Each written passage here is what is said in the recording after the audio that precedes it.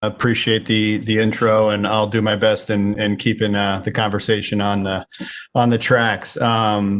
Thank you, Dan, Marissa, and Rogelio for joining here. I think one of the things that I'm excited to dive into here is kind of the role of content within your marketing strategies, how that has shifted over the course of the last 9 months, and everything that kind of goes into it. One of the things that to start us off, when you think back to March, as the world and sports being a big part of kind of the conversation today was put on hold, what ended up resulting was when sports was brought back, we ended up having an even more cluttered environment than we were used to, and the ability to break through the noise took some innovation from a marketing perspective, but not just to kind of reach the consumer, but to really connect with them when they were at home, dealing with uncertainty and really hungry for sports. So I wanted to kick things off talking about content in general. How have your sports marketing strategy shifted or evolved over the course of the last 7 or 8 months, if they have, and then the impact on the use of content within your sports strategy overall? Marissa, I'd love to start with you, just knowing kind of some of the great work that Frito-Lay has done specifically with the NFL at the start of the season. Yeah, sure. And can you guys hear me okay? I'm using a different microphone. We can. Awesome. First of all, thanks for having me here. This is amazing, and I'm excited to have this conversation. Obviously, for us, it was a huge shift, right, when everything happened. I remember the very first, I think, event for us was the NFL draft, right? Just that entire thing, turned upside down because of COVID. And our content strategy really it went from thinking about activation live in the events, mass activation in stadiums, mass activation surrounding big events, to really truly becoming digital, because for the most part, events weren't happening and we still had to somehow engage with fans. Or two, when events did start to happen later on in the summer, many of them didn't include fans in stadiums or live at the event. So switching to a digital strategy was huge, not just in terms of the medium by which we delivered the content, but also the kind of content, right? We started really pivoting to be much more personal.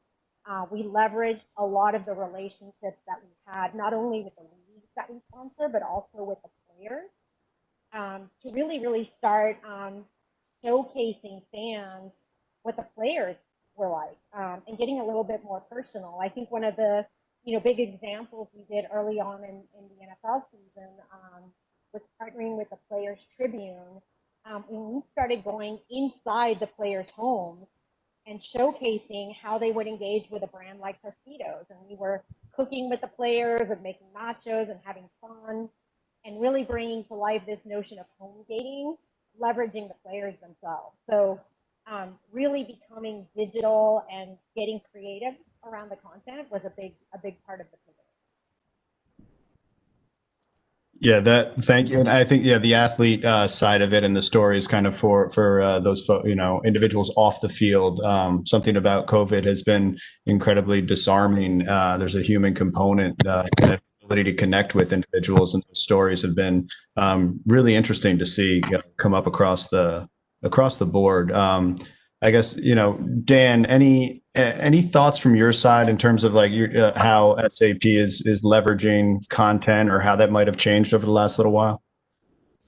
Yeah, well, I think for us, our strategy with our sponsorship partners has always been to utilize these huge and powerful brands that people are incredibly passionate about to tell stories and use as kind of proof points in terms of how our technology works, right? So we like to use the term technology showcases, right? And so that's what our strategy is always predicated.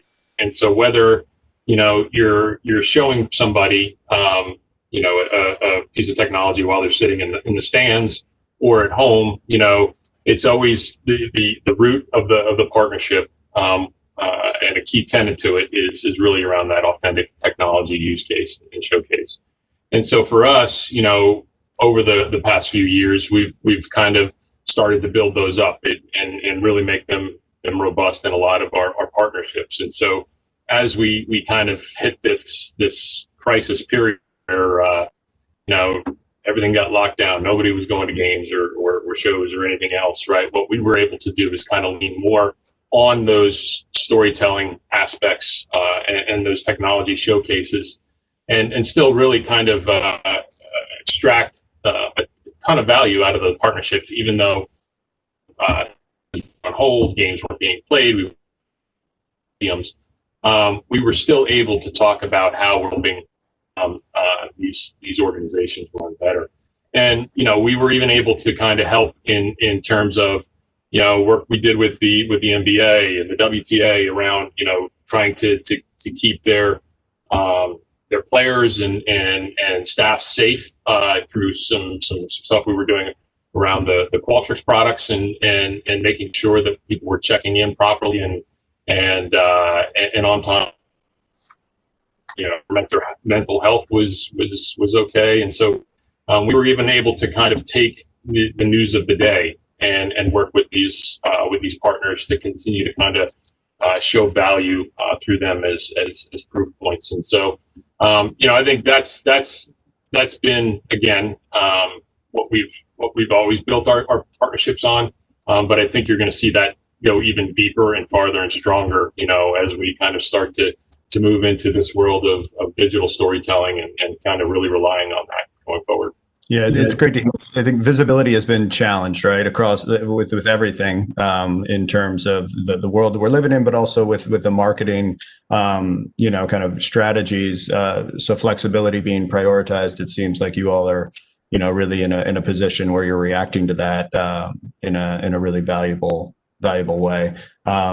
Rogelio, from Burger King's perspective, I know you all have done some really interesting things with content. Would love to hear your thoughts on that, and also just sticking with kind of the idea of the prioritization of flexibility, knowing that sometimes the only certain thing is that things are going to change, right? Yes, especially in 2020, right? Yeah. No, I think we talked about this week. For us, I consider ourselves probably very well positioned this year when COVID hit, because we've been a very creative, idea-led company, right? We're a company that doesn't necessarily, we're that challenger brand and that company and the brand that doesn't necessarily have all the firepower, all the huge budgets that many of our competitors have. And so for us, we pride ourselves on being very creative and very, very idea-led, meaning it makes more sense to have that unique perspective and kind of we try to break away from the mold and break from all the noise that is happening to make sure that we're heard and that we rise to the occasion. So I think when COVID hit, it only brought us to the next level of creativity, right? Because once you have that machine running, I think it's easier to be like, hey guys, let's bring in more ideas and let's bring in more things that are more relevant and unique. So the process for us is very flexible in the sense that we're not necessarily focused in a certain team or in a certain league, but it's more of, does this make sense from a creative perspective, and then also does it make sense from a storytelling and an emotional connection perspective, right? And so I think from that aspect, we were primed to react to COVID in a pretty good way. And I think that's kind of how we lead our strategic approach, right? It's through the power of creative. How do you make sure you raise above and create and show that unique self and create that emotional connection with your guest and your consumer? Yeah, I think you mentioned kind of league and team partnerships in there as well. And just to stick with you for a second around the team side of things, such an interesting partnership with Stevenage that I would love for you to touch on, because it was really impressive work from your team.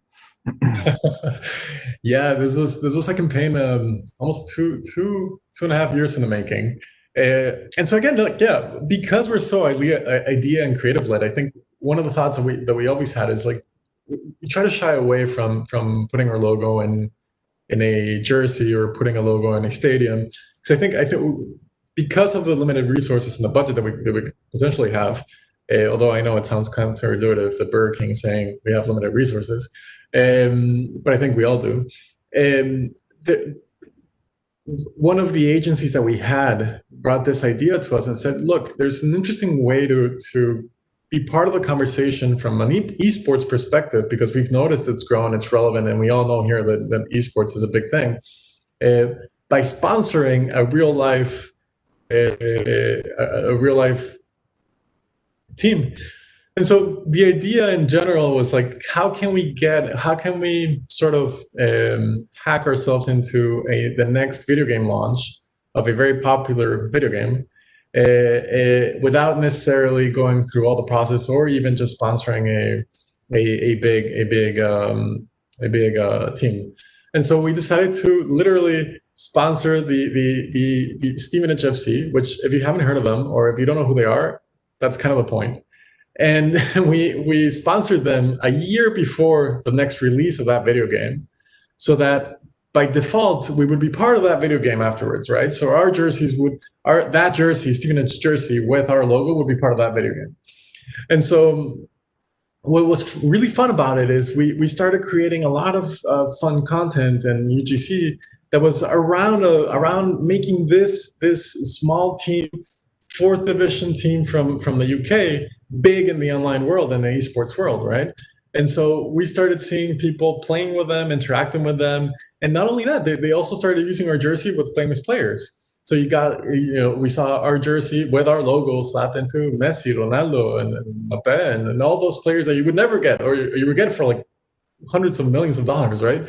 And so it was just a fun, quirky activation that we did. I think it caused a lot of noise and a lot of commotion. And funny enough, almost like 6 months or a year later, after we activated and after we did the campaign, which is what happens when you do this type of campaigns. But I think it's one of those things that one, I think we had fun. We managed to insert ourselves into a conversation without being, obvious, or without even cutting that interaction between both physical players and online players. And we managed to be relevant with the times. Mm-hmm. Yeah, really, really impressive work. The ultimate FIFA hack, for sure. But you said it. I did not say that. I denied that. Well, FIFA's lucky to have you all. How about that? Marissa, curious about, you obviously have great relationships with the leagues, and strong partnerships. Typically when times like COVID happen, it's those partnerships can rise and find new levels of working together. How have you found this current environment changing some of the ways that you're working with the various leagues that you do? The great thing about, when you're faced in a situation like COVID, where there's immense challenge and just a tremendous impetus to change quickly, what we have found is our partners have been awesome, very agile, very flexible, and willing to try kind of some fun and creative things, right? And we've learned from them, I think, as much as they're learning from us. One thing for sure is nothing is sure, right? And so a couple of things that have happened, in the last 6 months, I think our level of communication has gotten so much better, because it's not really just about a sponsorship and, hey, we're gonna leverage your logo or leverage your player, or it really truly is about, hey,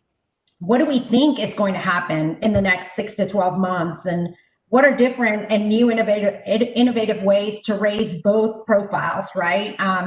In an authentic way that actually serves the fans, because at the end of the day, we're in the service of the fans, right? Whether from a Frito-Lay standpoint is all about creating joy and smiles. In any league, right, whatever sport you're talking about, is really about entertaining those fans and bringing the magic of that sport to life. So in that sense, I think communication, creativity, and just agility. I mean, some of the things we were able to do, I always think about the draft because that was the very first one, and so fast. I mean, within weeks to be able to pivot and do something creative, I think is pretty awesome. And will change, by the way we do things and the way we create magic in sports in the future. That's great. Yeah, the Tostitos example was fantastic. Just kind of bringing fans that aren't able to go to the stadium right now are dying to be a part of it, and they want to figure out how. And so the ability to kind of bring that customized experience to those fans at home is something that was really impressive to see you all thinking through that lens, because at the end of the day, sports is personal, right? It's not, you're not necessarily a fan of the NFL. I'm personally a fan of the New Orleans Saints. I know that they were involved in the Tostitos partnership, so that was great to see, and that's actually very similar to how we think about sports at SB Nation, and we're thinking about products around like, how do we bring that fan experience from the stadium into the house?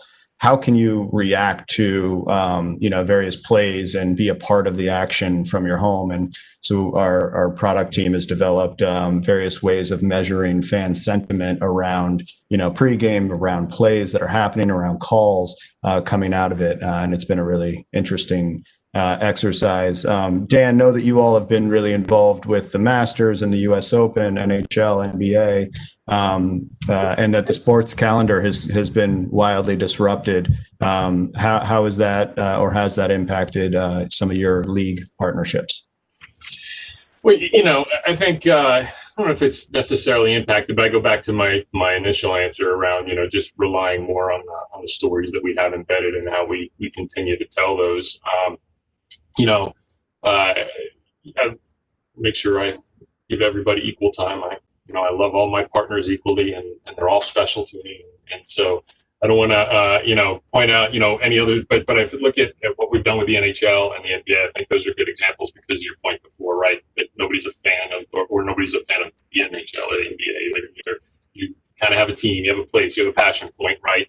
And so how we do that with the two leagues is unique, but I think it's great because at the NHL, you've been able to work to develop an application that's on the bench of all 31, which would be 32 teams, right, around the league, and it's in the hands of the players, the coaches. You can see it when you're watching games, and they're getting information in real time, and it allows us to kind of tell stories in game and broadcast enhancements that are all kind of focused around that tool that you can see being used in a game. And it's a great way to tell a story for us, and we continue to kind of leverage that, build that out, and evolve that application, and hopefully it helps people understand the type of value that we drive for enterprises around the world.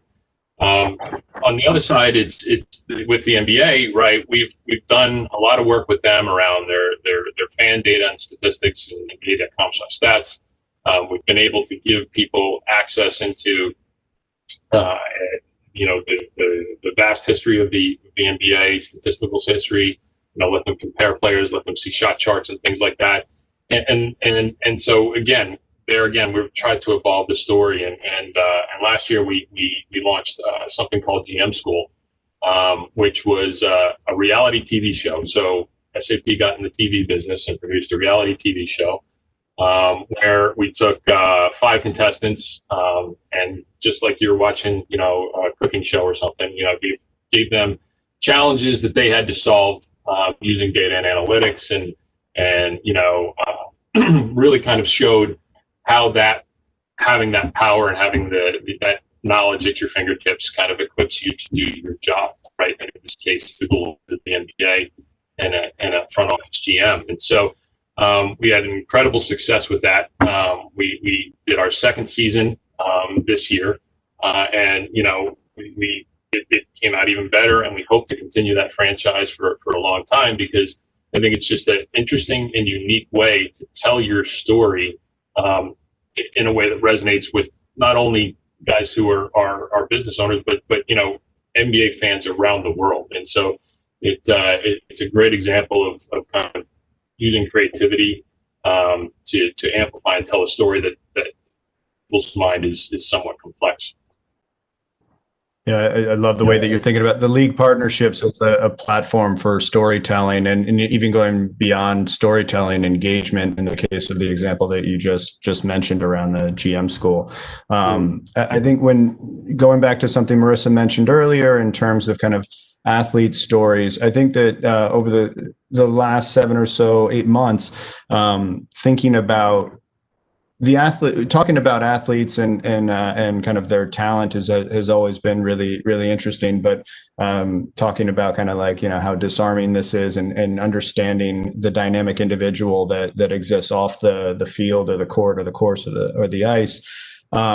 You all have had a lot of success with your partnership with Ernie Els over the years. Fantastic brand ambassador for you all, and then even some of your more recent work with Cameron Champ and focusing on a lot of his work around DEI and social justice. Would love to hear from you kind of about how you all are thinking about the evolution of your athlete partnerships. Yeah, no, and look, I think you look at one of the most successful partnerships that we've had in the history of our company, and when you the first thing you think of is SAP, and a lot of people it's the other way too. When you think of SAP, you think of Ernie Els, and so it's one of those things where we established that partnership with Ernie 18 years ago when he was one of the top ranked players in the world. He may have been number 1 at the time when we signed him, but it was a fantastic journey that we've taken with Ernie, and along the way,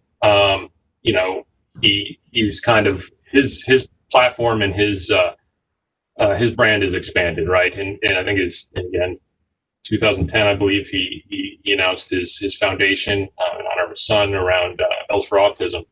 And we immediately jumped on board with that as an organization and got behind that and have worked with him for many, many years and kind of building that program out.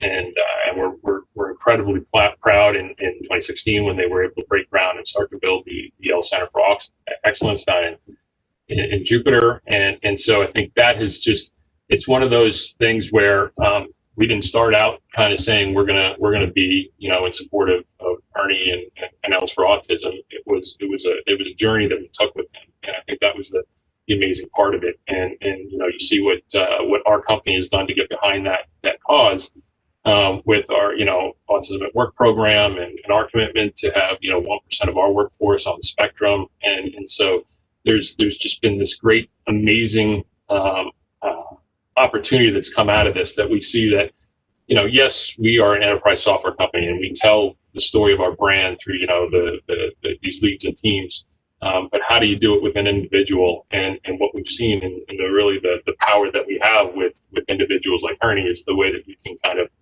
associate your brand to people who stand for the values that you believe in, and really that's what we've been able to do with Ernie. And now as we look to kind of evolve our portfolio and what we want to do and how we want to do that in the future, it was an incredibly easy choice to look at a gentleman like Cameron Champ and what he stands for. Everything, the fact that he's an amazing golfer and can hit the ball, a ton, is fantastic. But it's what off the course what he represents, which is even greater, right? And that's all the work that he does with his foundation and his story and his drive to create awareness around social justice and autism and all those other platforms that he really stands for. So for us, I think, when you look at the individual athlete and who we are trying to use to exemplify who we are as a brand, it's guys like Ernie and Cameron that really help us do that.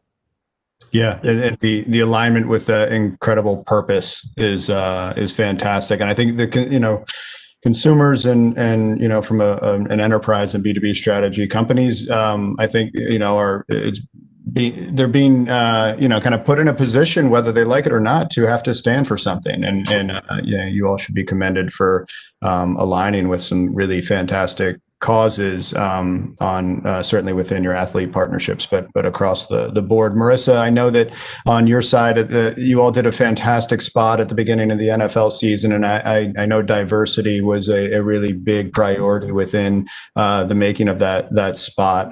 Would love to hear about that, certainly, but know you have a ton of athlete partnerships and kind of how that conversation and strategy is evolving on your side. Yeah, I mean, I think as Dan said, we take those very seriously, and we want to make sure they're authentic to the athlete, right? That we bring the athlete's personal story and personal passions to life. I mean, over time, I can think of so many, that have been so great for us. I think Anthony Davis is one that has been our Ruffles partner for a long time, and we brought his passions around fashion and basketball to flavors on our chips. I mean, so it's been phenomenal. Lionel Messi has been a partner for a long time, and he's really given us the ability, especially in the US, to reach, multicultural consumers. But I think, just to talk about the spot, it was such a special thing for us to do on many levels. Number one, I think it was really important for us to show that we believed in sport and that we were going to invest, even though the year was kind of crazy and nobody knew, if the season would even happen. It was really important for us to make that statement. I think it was important for us as a company whose purpose is to create joy and smiles, to really bring that joy at a time when people really needed it the most. I think when the NFL season came back, we all were just, it's like when soccer came back in Europe, right? That sigh of relief that like maybe life will get back to normal a little bit. And we wanted to tap into that magic and that joy, and creating that spot with an incredible cast, from Marshawn to Katie, who's, the first female or one of the first female coaches, to Tom Brady. I mean, it was just incredible to have that cast to really show to the world that the anticipation of the season, the magic of football, and just continue to celebrate it, right? In a year where we really needed to do that. So it was really important for us, and I'm so glad it was so well received.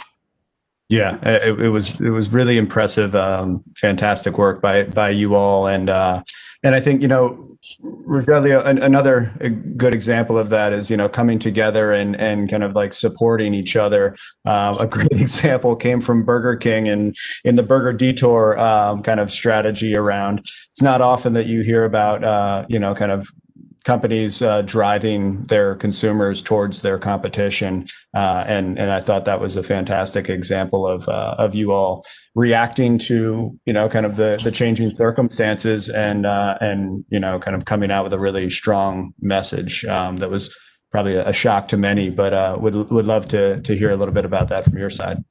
It was certainly a shock to us as well. No, I think, look, we've always been super tongue-in-cheek. We consider ourselves this challenger brand, right? And so Whopper Detour, we did a Whopper Detour 2 years ago, and it was an amazing collaboration and an amazing campaign where we essentially kind of overhyped your typical age-old coupon strategy.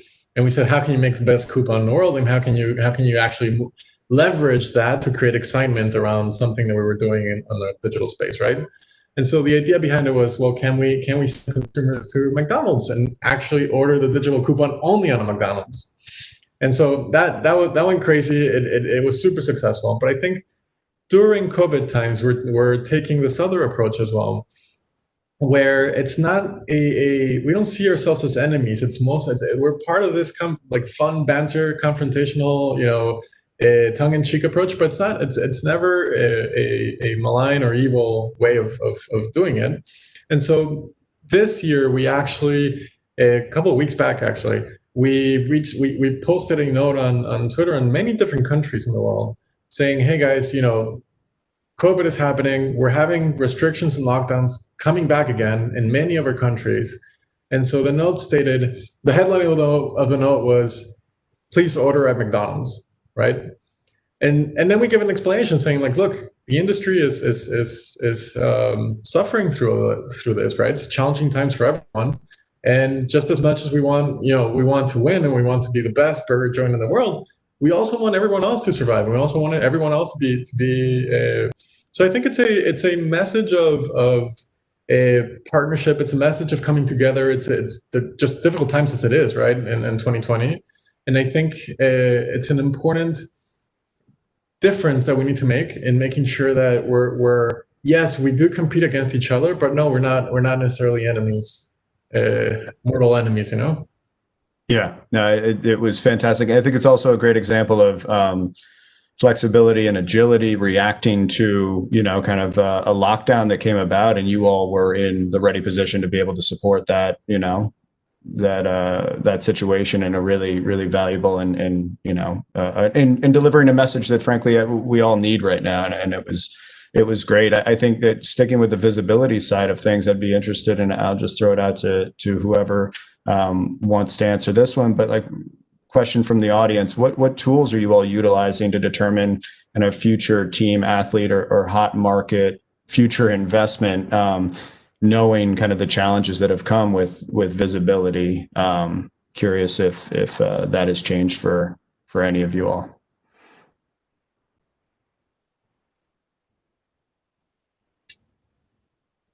I don't know if there's any one tool, I'll say, right? It's not like I've got this magic calculator that I plug something into and then a name pops out.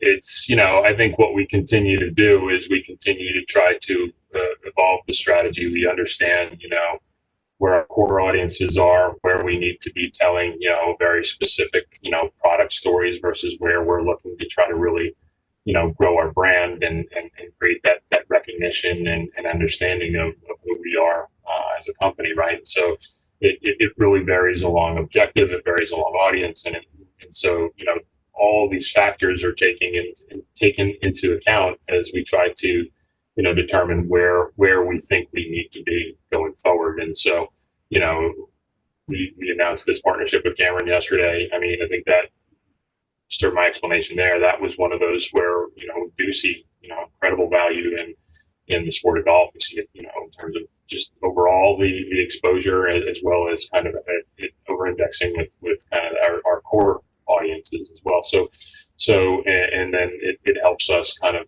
talk about who we are as an organization and what we believe in. So for that, Cameron was a very easy choice versus some of the others that we're going to be looking for kind of technical storytelling, if you will, right, and product storytelling. That there's other partnerships that lend itself better to those types of execution. So yeah, I think remaining in a position to be opportunistic is super important right now. But yeah, Marissa, any thoughts on that one?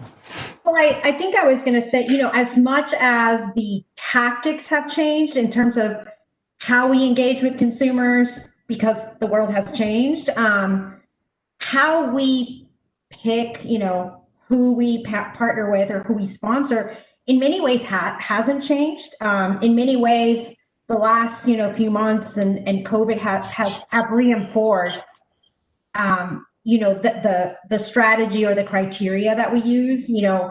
It's got to be someone completely authentic to the values that our company brings forth, right? That joy, that smile, the fun. And then as we pick each particular brand, whether it's Doritos or a Lay's or a Tostitos, like each brand stands for something, has a certain purpose, and the authenticity of that brand with that athlete or league or sport has to make sense, right? I don't think that's any different now than it has been in the past. It's just now how we showcase that, right? And how we take that partnership and bring that partnership to life. Yeah. It's great to know that some things haven't changed, right? In in this world that we're living in. Sounds good. I guess the last one that I had, and then I'll pass it back over to Nick, is around trends and things that pop up. And the answer to this, Marissa, might be very much in line with what you just mentioned around, kind of like not much has changed in this area. But have you all identified any trends that you believe, what we know on the other side of this is that we most likely, we won't go back to what it was. Things will be new. Are there trends that you all have identified that you believe will stick around? That you're excited about, and any, I guess, on the other side of that you feel like are going to be short lived. I feel Marissa mentioned it early on in the conversation, but I think it's the transition to digital and personalization is just that much more important, right? I think instead of voicing massively one single message and just being not emotionally connected to anyone, I think the importance of matching the brand, matching the athlete or the league, and making sure there's that emotional connection, right? So it doesn't look random and just a logo slap it was important before. I think now it's just that much more important because you're connecting not on TV, you're connecting on all social channels, you're connecting on different platforms. So like that hyper personalization is just becoming that much more important as we move forward. Yeah, well put, for sure. Well, Rogelio, Marissa, Dan, thank you for the time and valuable conversation. Nick, we'll kick it back over to you. Hey, thanks so much, James and team. Again, I really appreciate the time and the conversation, especially around right now. There's not a whole lot going on physically, so content right now truly is king. So thanks again, and we really look forward to hearing more from you guys in future events. So with that, we are actually going to transition to what is our first, time we're going to ever done this, which is bringing on a partner and actually bringing on